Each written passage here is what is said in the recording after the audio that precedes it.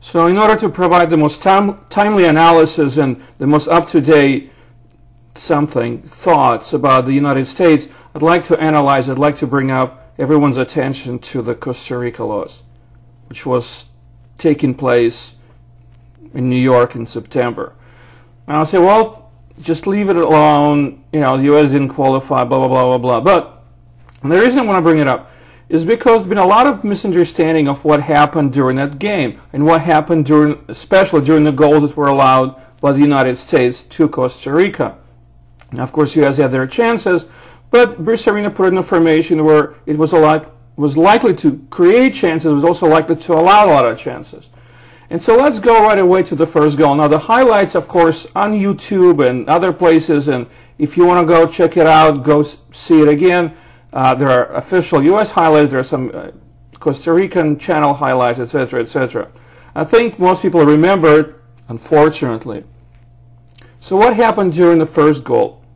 Well, first, a lot of people blame Tim Howard for the kickoff. The kickoff wasn't bad. The kickoff was as typically done onto the side of the field, so any kind of rebound, any kind of a header back doesn't put defense under pressure. Unfortunately, the player who was going out for the head ball was Christian Pulisic, who's not the tallest player, not the most physical player, and he would never be confused with Brian McBride or Gucci Onyewu in that sort of a situation. So the first thing that happened was that Pulisic got out jumped by, I think it was Bagamboa or something like that, and the ball bounced back to Brian Ruiz. Now, it was like about a 15-20 yard bounce, and Brian Ruiz was already on the U.S. side of the field. Now, he may or may not have used his hand to control the ball, which immediately caught the attention of Michael Bradley, who was then the sole central defender slash midfielder playing deep in between two widely split central defenders in Cameron and Ream. The first thing Michael Bradley does is raise his hand. Hello, Mr. Referee. Well, there's all Americans saying you have to play to the whistle. There's no whistle. And Brian Ruiz passes to Michael Arena. Now, a typically quality central defender has to be a holding midfielder who's really just a forward central defender with some distribution skills, which is not Michael Bradley. Doesn't fall asleep on the job. You have to immediately cut off that central pass. You have to break, somewhere into the area in between the passer and the passee. In other words, attacking forward, which immediately Michael Bradley blew. That was his responsibility. He blew it. Now, Arena gets the ball. It begins to dribble toward the United States net. Stopped very uncapably by Tim Howard. Now, Michael Bradley this time, seeing that Tim Ream is pretty much the only defender on the right, he has to go and chase it. Now, he kind of gives a bit of an effort, but didn't look like an all-out effort. He runs, he doesn't jog, but he kind of a jog run. In other words, he's not really going out at full speed. So Arena gets to the penalty box, and he sees the Jeff Cameron's coming in from the left. So he can't really go left because then he's going to run to Jeff Cameron. So he stops, and at this time he has a lot of field to work with because Tim Ream, of course, had to put himself between the goal and the striker. So in that position, the left back is gone. He's like somewhere in a different stadium. Jorge Villafania is nowhere to be found. So now Michael, which is another typically stupid play, because if you're going to kick off, you sort of wait for your left fullback to go forward. But there was nobody on the left. So Michael Arena starts to dribble to the right of Tim Ream. Now Tim Ream is standing in between the goal, and Arena takes a really, really long roundabout way. He sort of circles around the next block, and he's going to come back, not come back.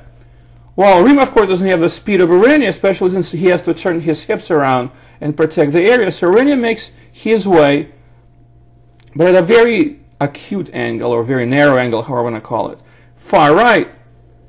Now, at that point, there are two things that have to happen.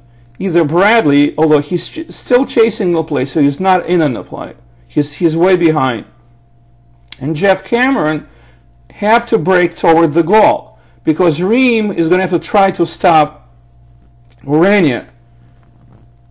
Tim Howard in goal has to come out and cut off the angle, because with him and Ream out, it's going to be very difficult for Urania, who's not a great dribbler, to get the ball past both of them. But Tim Howard, for the most part, first he stays in the line. Then he sort of begins to move. Now the problem with Tim Howard is his movement is very uncoordinated and slow. But the second of all, when Urania slides to hit the ball, Tim Howard is still moving to his left. So when ball is poked to his right, poked to his right, Tim Howard is still going that way. And now, like a road runner, he has to put on the brakes and dive the other way, which he does, and sort of just flops. He can't dive, he can't push off, because his body control sending him the other way. So that's a problem. And now Jeff Cameron, whose only fault at this play was to essentially stop far ahead or far behind the play. In other words, he's trying kind of to block Urania from going to his side, but once Urania goes the other side, Cameron has to make a dash toward the goal line. He has to be able to block the ball. There's a couple of plays in that match, in the later Josie Altidore, when he is sent through by Jeff Cameron, he sort of muscles his way toward Keylor Navas. Immediately, a couple of Costa Rican defenders try to block the goal line, because in case Altidore should poke the ball past Navas, they're there to clean it. Cameron doesn't do it. And that's a problem. So who screws up? Who's at fault? Well, to me, Michael Bradley deserves a quarter. Tim Ream, who gets lambasted and blasted on most soccer boards, to me, is the least guilty, because it's very difficult to stop a fairly quick forward who goes around you in a very wide arc. It's next to impossible for him to do anything. Second of all, gotta give some credit to Urania that he does one of those sliding sweeps type of shots. Now, for some of you who are young and don't remember, this is also kind of, sort of, basically the same shot that Marco van Basten did in 1988 when he scored against Germany in the semifinal. It was the 88th minute winner, which was one of those stunning goals that shocked Germany, which thought, although the match was tied, that they were going to kind of beat Netherlands in PK or overtime. It's a very good shot to execute, but all you have to do is kind of slide the ball past the goalkeeper, because you have an open corner. Now, Van Basten had a little pace in his shot. Urania had very little. Ike Imel, who was then goal for West Germany, kind of had no chance. Tim Howard had a chance. But the worst part is that either he stopped at his corner and he just flopped, or Jeff Cameron couldn't make it all the way across his part. Jeff Cameron stops running. He watches the ball.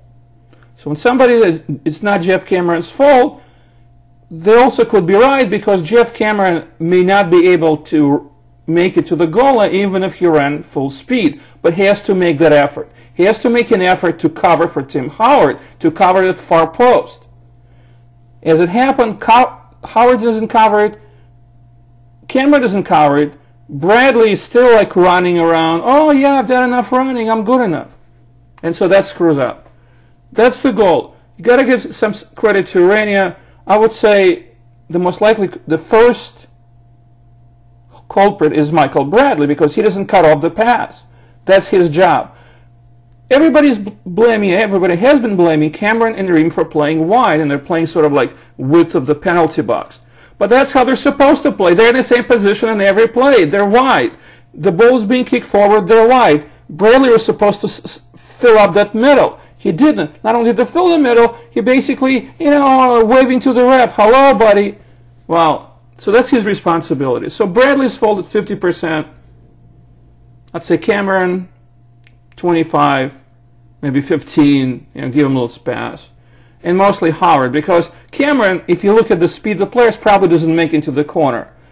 Although he might have. You never know. But he stops running. Okay, so that's the first goal. And the second goal is most blaming Cameron and Ream. Well, guess who the real culprit? Go watch the video. Cameron makes a pass. Now, just a few minutes earlier, he made a long pass to Altidore, as I mentioned earlier, which Altidore almost had a good chance scoring. One of those over-the-top passes Altidore ran into him.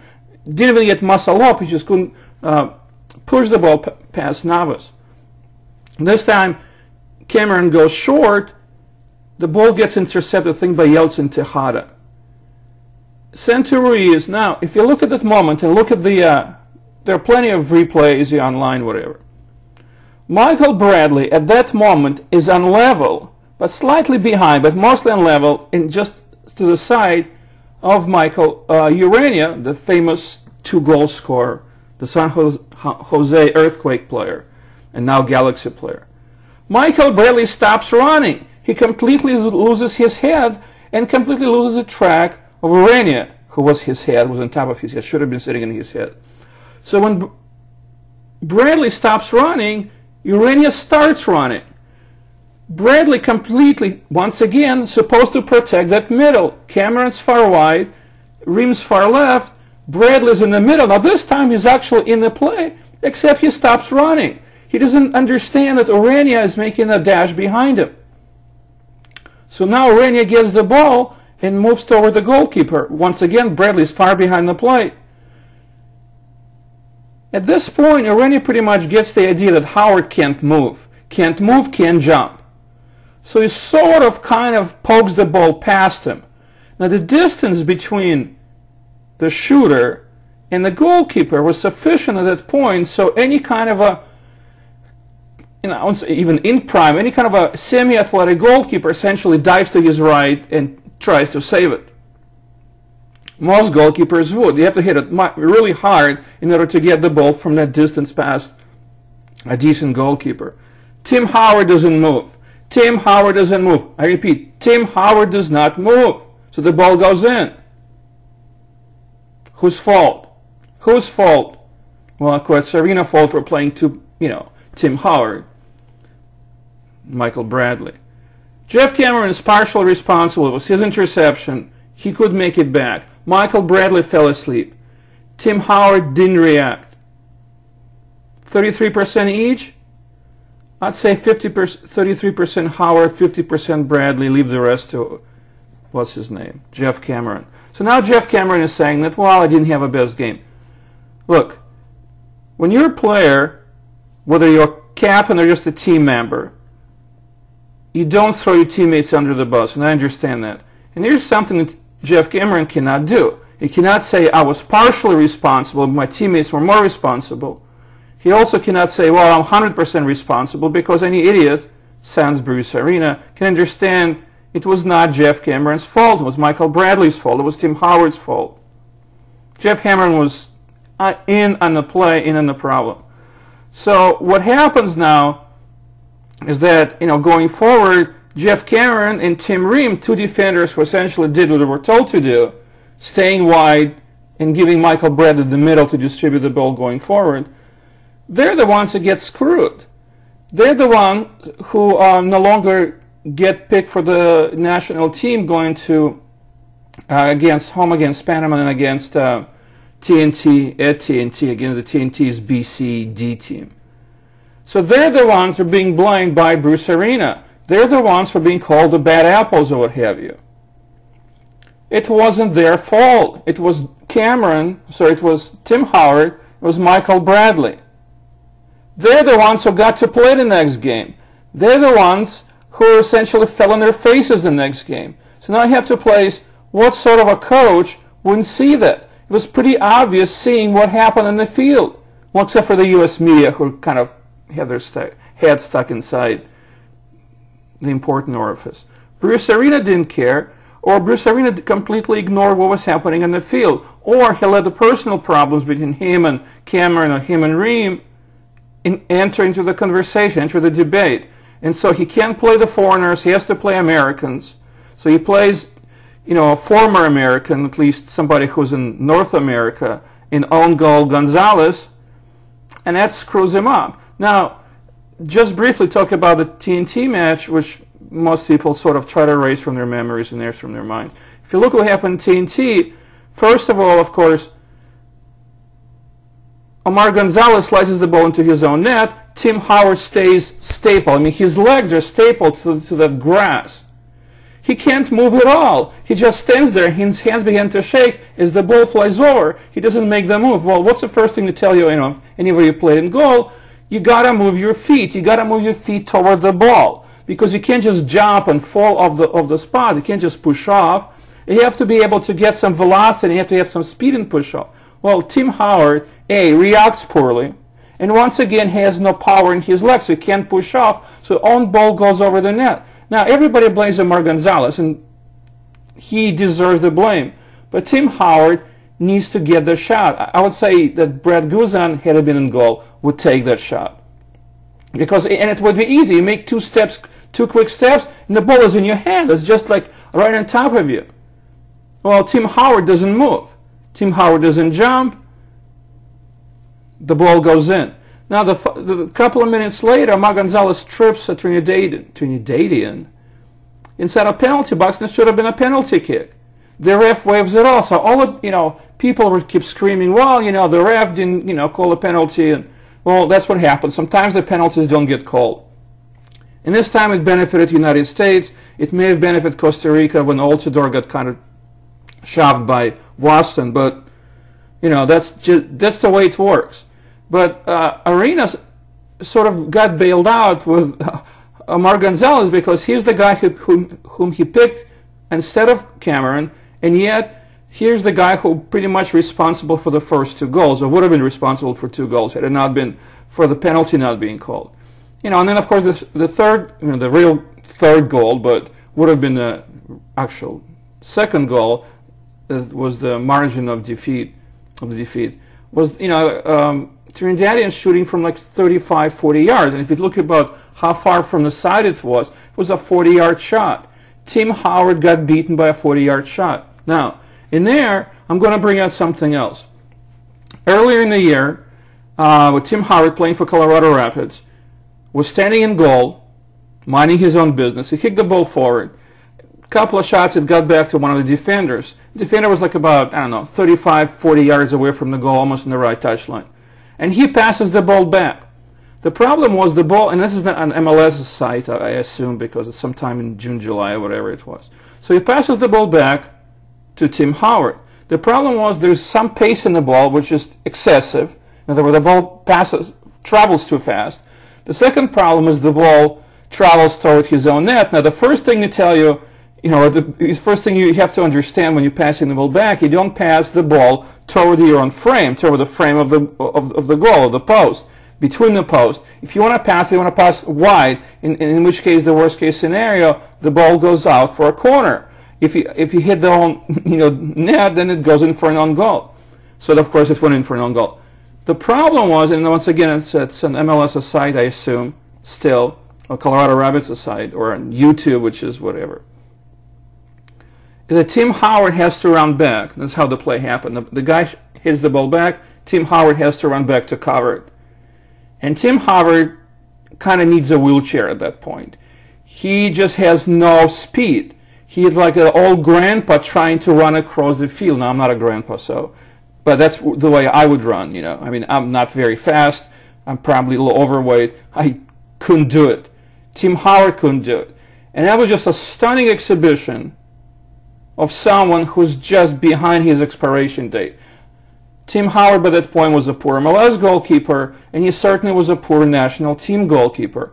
You could have taken Bruce Arena, could have taken anybody. He should have taken Brett Guzan, however imperfect Brett Guzan was, although he was a starting goalkeeper at the Gold Cup. He could have taken Bill Hamid. He could have taken anybody. I don't mean anybody, but there are 3 or 4 goalkeepers who are like not very good, but better than Tim Howard. Bruce Arena took Tim Howard, which reminds me of an old joke, but Unmarried with Children may have been written somewhere else or heard somewhere else or transplanted from somewhere else. And it was when Al Bundy does something stupid and his neighbor is Marcy. She comes in and she says, when a chimp shoots someone with a gun, you don't blame the chimp, you blame the idiot who gave him the gun. And that's what happened. You have to blame the idiot that gave him Tim Howard. Tim Howard, however incompetent, is a symptom of the greater problem, which was Bruce Arena. Bruce Arena, let's think about that, was also a symptom. He was a bigger problem that was Sunil Gulati / Don Garber. They were the ones who gave us Bruce Arena. Bruce Arena should never been near the national team. Even if the U.S. qualified, he should not have been near the national team. And of course, MLS, as now everybody heard, he used local MLS players, American-born, American-raised players, as means of promoting the MLS as a great superior league. And that may not have even changed with the election of Carlos Cordero. It may change, may not have changed. We'll see. But remember, most of the powers who gave us Bruce Arena are still in the office, and if not in the head office, in adjacent offices. I would say run and run and run.